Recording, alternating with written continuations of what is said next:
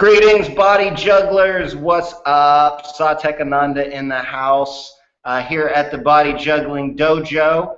And with me this evening, I have my Sifu, Chinook Wooshdoo in his house. What up, what up, what up, what up? This man was one of my first yoga teachers and my only Tai Chi teacher.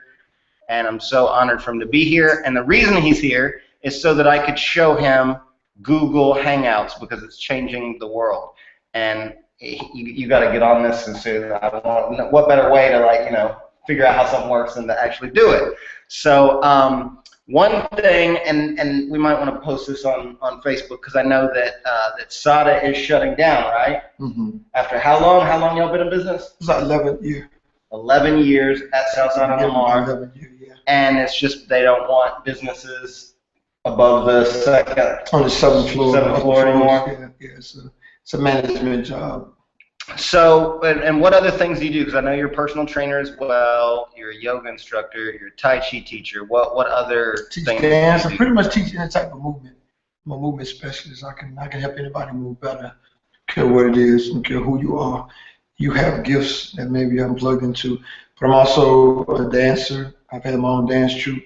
I'm an artist. So I went through stages of development. It was art, then it was athletics, and then it was parties and socials, and then it got to be fashions and materialism, and then I passed through that stage, and then I went into spiritual, studied religions for 10 years, and spiritual and metaphysics and stuff like that, and then totally into health enthusiast. Nut.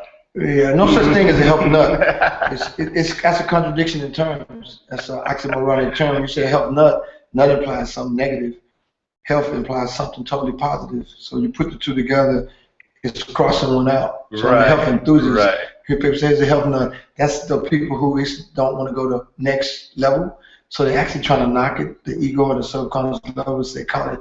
It's a way to slice it. You hear people call your parents or your mother's a nut, then you usually know it means something negative. Unless you're being funny and it's somebody that knows you, and they know, oh, she's wild or she's witty. But you got to be careful with words. Words carry energy, and you're putting energy in people when you say it. So I'm not a I apologize for calling you crazy. No, I'm doing this because a lot of people need this, because when they hear that, then they regurgitate it, and it makes people not really respect the word health, which health means wealth. Not financially, but just means spiritually wealth. Wealth means happy, secure, powerful. So if you're powerful with energy and frequency, it's not nutty, I'm funny, I'm witty, I'm hilarious. I get it, bro. Okay, so I'm corny, I'm goofy. yeah, in the best kind of ways. So I knew you because of yoga, but you really became my teacher when I saw you do Tai Chi. So tell everyone what Tai Chi is about to you. Another thing, most things in the times we live in 2014 is misconceptions, because you got to do something to know what it is. People come to my class and they say, well, can I just look at the yoga? Can I just look at the Tai Chi? I said, if you look at the Tai Chi, it's $20. But if you do it, it's free. Because you get no understanding from just the sights. Right. It's like me eating an orange and a sweet potato and a tangerine and a carrot. They're all orange, but they all taste different. So you have to feel the experience to be experientially in tune with it. So Tai Chi is the grand ultimate way of the empty fist. Because in the old days before gunpowder and rifles and the Winchester, people actually defended themselves in a very advanced way with hands, but also it's also a hidden art. So for every negative thing, if you know the laws of complementary opposites, and I didn't say opposing opposites, I didn't say negative opposites, complementary opposites, yin and yang, ma'at and tahuti, sacred feminine, sacred masculine. Then if you understand these things in the dimension in which we live, then you understand things have to grow and evolve. So Tai Chi means the grand ultimate way of the empty hand. It means the grand ultimate way of health too. But it's also a grand ultimate way of self-defense. It's a martial art. It's a very, very, very complete system of martial arts. And it's a healing thing. We're in the healing. And we like healing. There's two people. Some people who choose to be the warriors, the warmongers, the killers, the destroyers, and then you got some people who more like to build and help and support and aid. And we chose peaceful warriors, right? Peaceful warriors. We're on that side. You just make a conscious decision. Yoga, Tai Chi is my politics. I don't have to vote now. I live it every day. If Obama gets assassinated tomorrow, what are you going to do? What am I going to do? What do we do as a people, as human beings? So my thing is to take the healing side. You know, self-defense is okay, but the best self-defense is intelligence. The no fight. Yes, no fight. Martial artists believe this way. First of all, we believe first you don't get into a violent act. You don't get into a physical confrontation. That's the weakest of the martial arts. Or you have no alternative, no avenues to avoid it. So the first thing we do is, as a martial artist, you lengthen your line. So if I'm close to attack and we're having a dispute, if he was a total stranger, I would just step away and keep stepping away and apologize. Oh, I'm so sorry. I'm so sorry, sir. Oh, humble apologies. And then you go further. And then if the person follows you, say, don't follow me. You know, I don't want any problems, I'm in trouble. So then you words. First action, space. You lengthen your line. Second one is words of, you know, can we work it out? Let me buy you a coffee, you know, a tea, green tea, whatever. You know, let me buy your wife an entree or whatever. And then if it goes from there, and then it's the stare. It's okay. It's okay. Now we're not having an understanding. You're not. And you can see it in someone's look when they're a warrior. You can see it in how they look. It's a piercing gaze when you see the martial artists go. The basically saying what? Oh, what? Okay. So my point is, the martial arts believes avoid confrontations, lengthen your line, speak out of it, try to rationalize, explain out of it. Then after that, then you give them a warning and say, look, no. And then you say, I'm going to defend myself. And we know as a martial artist, we know that we have a lot in our arsenal. And then if a person's trying to hurt you or your wife or your kids, then you have to defend yourself to whatever level. A maim for a maim, a broken bone for a broken bone. And then then it's a life for a life. But see, that's a lot of stages before you get to the life part. Most martial artists don't have fights. They fight here all the time with their mind. It's chess, it's not checkers. It's chess, it's not checkers. So you put in that mind moves, you can neutralize most stuff. Most martial artists rarely have fights. Real martial artists, because the word martial art really means it's knowledge of self and peace. You're trying to create peace in you and around you. So if you have peace in you, the younger martial artists have fights because they still haven't got sense of who they are and what this is about. So if you have a certain amount of negative energy, then you can have a fight. You can have problems like this, right? But if you get the Dalai Lama, watch the Dalai Lama. Dalai Lama rarely ever, I've never seen him in an argument. So if people want to argue, and you said this and I said that, and blah, blah, blah. He just listens. I've seen him sometimes, somebody's talking, he just listens. You know, when you have a need to show a person how smart you are, I got to show you I'm wise, I'm smarter than you. Then you can have an argument because that's negative energy. Or if you're really peaceful and you can just listen, you don't have a need to show or prove anything. I'm trying to get more like the Dalai Lama, or more peaceful to the point where I can just listen and let the person vent and not feel like, oh, I got to show you I'm so deep, I got to teach you. No, I just want to listen. Right. When you get to that way, two people, I had a friend recently came up and she said, you know, I've been in an abusive relationship and I was in an abusive relationship for years and years and years. I wouldn't be in an abusive relationship. I know it sounds like I'm trivializing it for some people who are terrified in situations very dangerous, but in some situations, I would never get in because I'm not going to be in a relationship for 12 years that's negative. The first week, when I see the person is just not cooperating, not supportive, not trying to win together, then give them space. Let them miss you. You know, so that's what time. So martial art really means inner peace.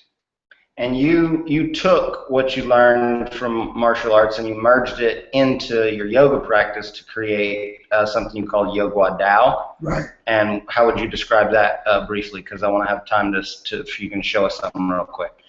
Okay, well, Yoga Dao evolved out of necessity. I broke my back when I was 18. Football. I was a very, very, very competitive football player. Very obsessed with it, loved it. And I got injured, and it changed my life. It was a blessing. At the time it happened, I was depressed and I was sad. But I wouldn't be talking to you now. I wouldn't have met South Tech if I still would have been chasing that dream of being a professional football player in the U.S. So it was a blessing that was not obvious at the time. So I've been trying to heal my spine since I was 18. And it's been about 38 years. And in that time, I studied everything I could get my eyes on, my mind wrapped around, which everything from Pilates to yoga to thoracic work to Thai massage to acupuncture to Tai Chi, Qigong, Bakwa, Shingi, Brahma work. You can go on and on. I've tapped into it.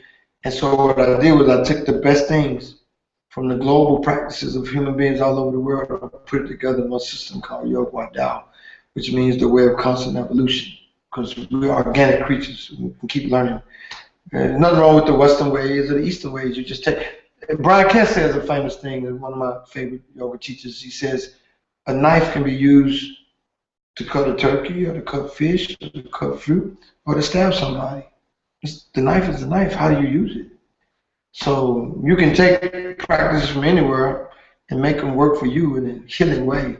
You don't have to attach to, oh, it's from the east or the west or the north or the south or the blacks or the whites or the women or the men. If it works, it works. I would say if it works, use it. So Yoga Dao is a combination of yoga, it's a combination of Tai Chi, it's a combination of Bakwa, it's a combination of flamenco dance, it's a combination of Qigong, Kung Fu, Capoeira. So, yeah, most of yoga in traditional sense, but it's changing because we're changing it. I'm an agent of change if it's good for you. Yoga is mostly linear. A lot of yogas are linear. Kundalini is the most probably spiral one. Shallow yoga, which is a lot of yoga. But Yoga Dao is totally Tai Chi and yoga put together. It's not do some Tai Chi, you go on 20-minute session, do another 10 minutes of yoga. So you did your Chi yoga, your yoga Chi. No, this is Yoga Dao, which everything in the practice is a combination of Kung Fu.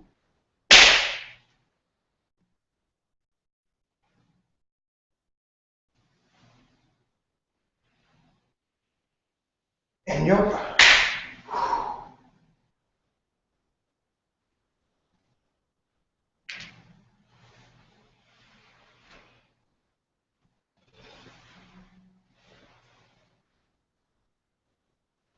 So in other words, it's a lot of circling. The transitions from the warriors, and it's not like traditional yoga. There's still Tai Chi in the movement. It's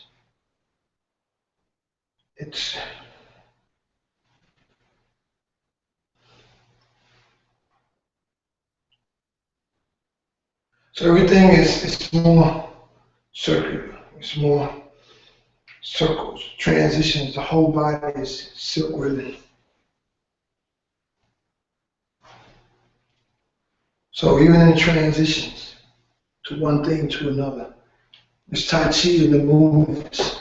So it's good. It massages your joints. It works your internal organs more.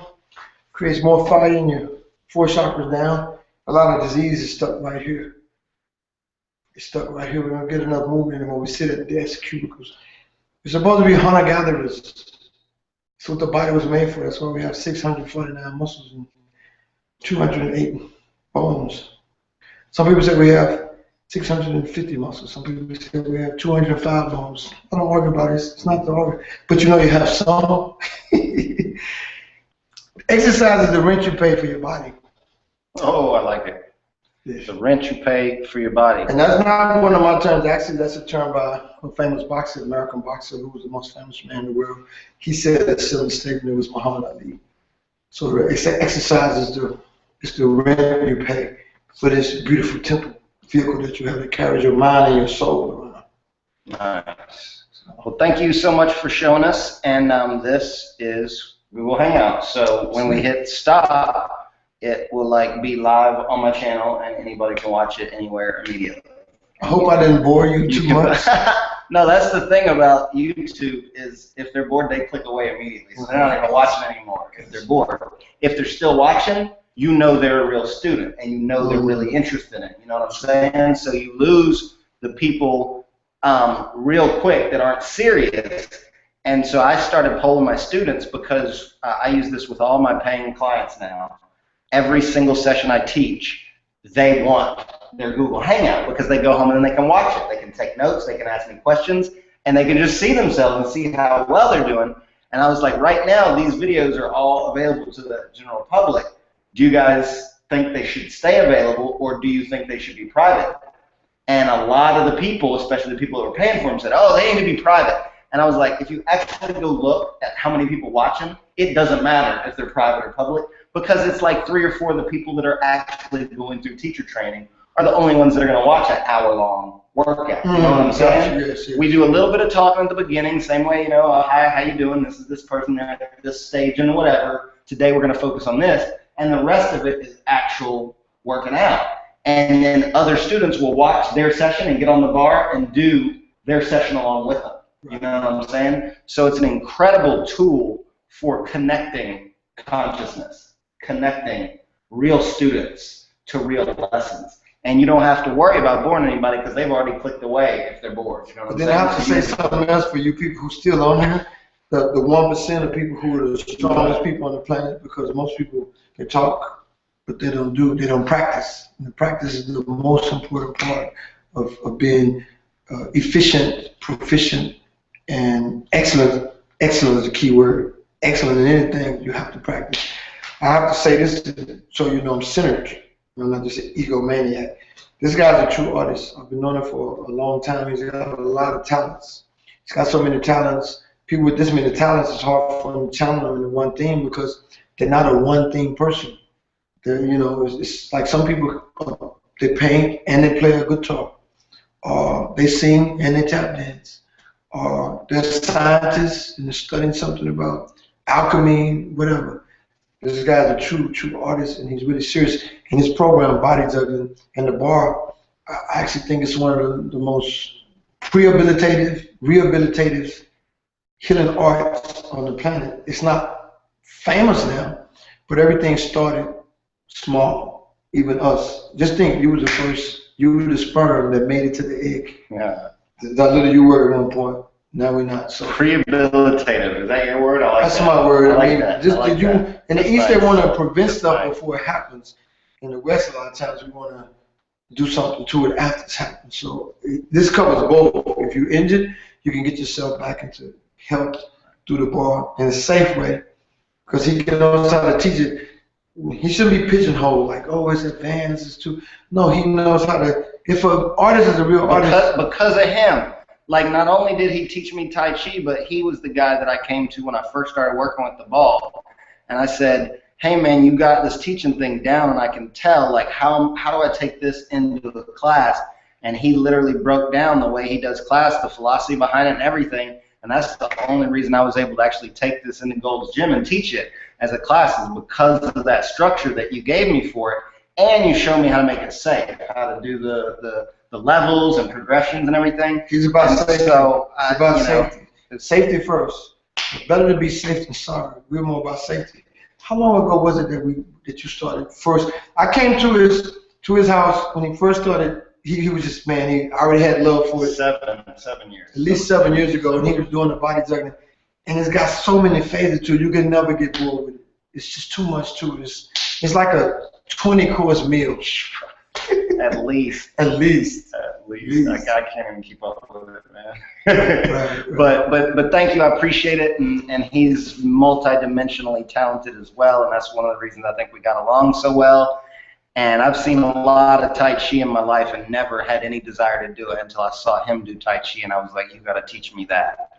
and it changed everything that I did with the ball. It created the forms that exist in body juggling now, came from the language that I learned in Tai Chi. It's improved everything that I do with my body. It's been a daily practice for 3, maybe 4 years now, 3.5 years or so. And I'm actually teaching that at Gold's Gym now as well.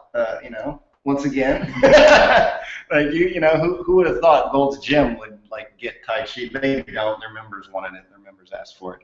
Gold's Gym doesn't get Tai Chi.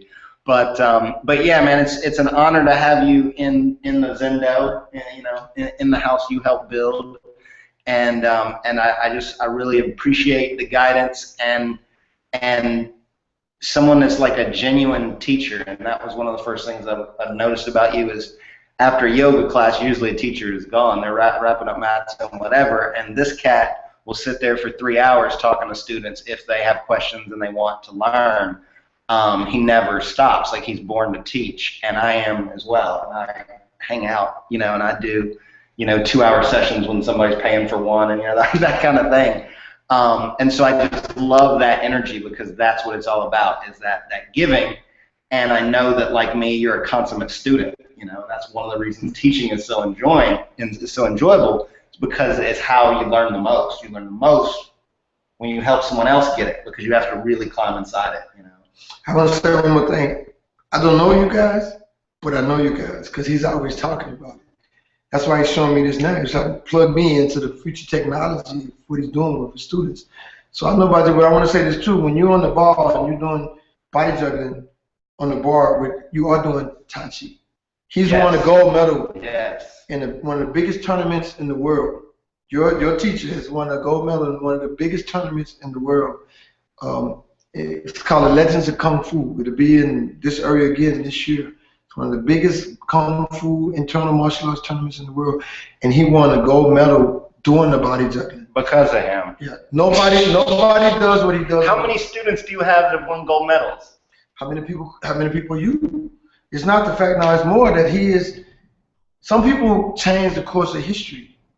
So nobody was boring enough, not boring, daring enough, or had the foresight or the insight to do Tai Chi on the ball, and even said, I'm going to do this way.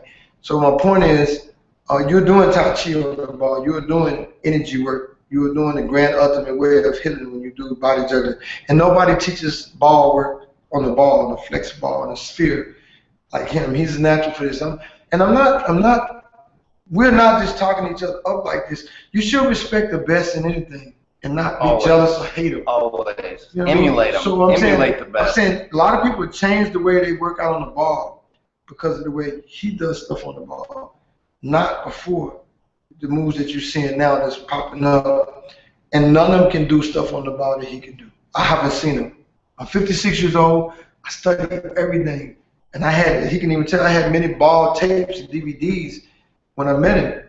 But they was all boring to me. Nah, I take that back. No, that's not respectful. They're just not Tai Chi on the ball. I'll really say that. They're not Tai Chi on the ball. Right. So I got much respect for it. Appreciate it. I got much respect for you, man. I only study with the best. I don't train with somebody until they show me something I'm like, whoa. So yeah, no, I definitely appreciate it and appreciate your skills, and I still really want to learn more push hands, bro. Push hands is deep, and there's many lessons inside it that I can feel I still have to learn, and my students love it and they want more of it, you know. And so I can watch the videos and I see all the different patterns and everything, but I need to learn from a master, so I want some more push hands. Okay, so do it. It's fun. It's fun, people. It's fun. It's good for you, but it's also fun. Very fun. And thanks for doing a demo of Yoga Wadao for me. It's wicked awesome, and I always loved yoga, but Tai Chi had an orbital, organic, natural breaking down those linear barriers you were talking about that really moved me and connected with my heart deeper. And you took them and put them together, so you're still getting the stretching, all the different parts of the body. And yoga is very scientific about making sure all the different pieces are getting opened, and you know that stuff is brilliant. And you combine them together brilliantly. So I have to say one more thing. Yoga is not about the poses. Yoga is 8 principles. Everything from meditation to samadhi, ultimate peace, internal peace, bliss. It's also about the science of breath. It's also about how you treat each other, yamas and niyamas. It's also about non-hurting. Hurting means wanting everybody else to share and not sharing. There's a lot of principles. So when we're talking about yoga, we're not talking about fake yoga, pseudo yoga, almost yoga, semi-yoga, partial yoga. It's not an apple pie if there's no apples in it. It's just a pie. And a lot of people are saying the word yoga, but they're not doing the 8 limbs, the 8 branches, principles. You got to be about principles. If you say you're going to practice 3 days a week, practice 3 days a week. If you say you're going to meditate 3 days a week, meditate 3 days. If you say you're going to pray, if you're going to help your friends or write a letter, do it. Do it regular. And then it becomes a practice. Principles don't change. It's like, I don't feel like doing it today. Well, no, you can do one move maybe. And that one move is actually better than 30 other moves on the day when everything was going perfect.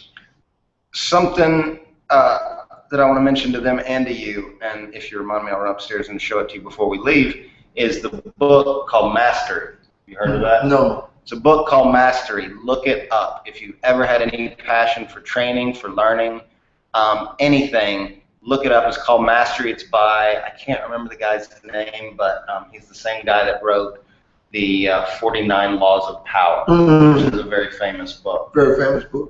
Very good book, too, from what I've heard, but I haven't read that one yet. This is his newest book, and it's called Mastery, and it is a very, very brilliant, condensed treatise on the process of apprenticeship, historically. What is the process of the apprentice? What does it take? What are the steps involved? And it applies to any skill. It's absolutely brilliant to break down what it takes to master something and what the importance of mastery is, and that right now in this day and age, mastery is more valuable than ever before because of our short attention spans and everything is mechanized. There are very few masters of anything nowadays, of anything. Right. And so the few that are masters are very valuable. True. And are sought after and are brought places for speaking and teaching, and they have people that seek out their books, their workshops, whatever. Mastery is very rare in this day and age, and this book kind of shows that as a contextual whole really well. So remind me and I'll show it to you because it's heavy. You guys check it out, Mastery. I can't remember the guy's name, but all you got to do is to Google.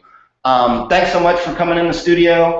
I'm going to send you a link to this so you can see what it looks like and how easy it is. Okay. And you guys get on your Google Hangouts because it's like the phone. This is like a whole new thing. Like the first time they invented the phone was like, what? I can talk to people on the other side of the country? What? Right? And that took a while for people to get like what that meant and how they could use it. That's what Google Hangouts is. And people aren't getting that you can use it to teach anything, anywhere. And you can charge people. I charge people to teach in this format, whether they're here with me or whether they're a little square in the corner and we're teaching that way. I charge people, put it here, then that becomes a sales tool, right? Like that lesson.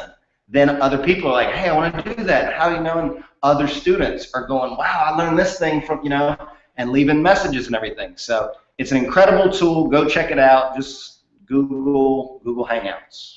And you'll find all about it. And I'll send you a link to it as well. Last 3 words. Most important 3 words. Practice, practice, practice. Repetition, repetition, repetition. It's the only secret to mastery, guys. Love you. Peace. Peace.